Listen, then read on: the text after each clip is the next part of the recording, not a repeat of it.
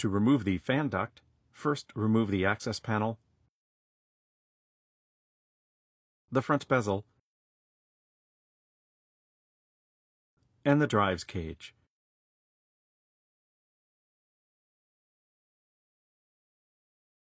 Free the hood sensor cable from its cable guides on the fan duct. Free the power supply connector from the cable guides on the side and top of the fan duct.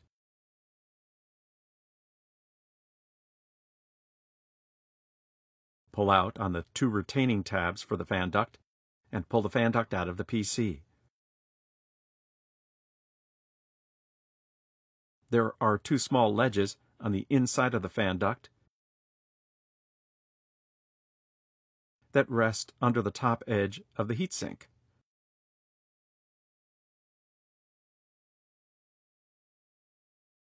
To replace the fan duct, align the fan duct approximately into place.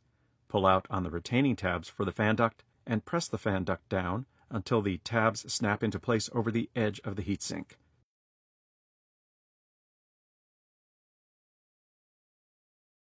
Replace the power supply connector into the cable guides on the side and top of the fan duct.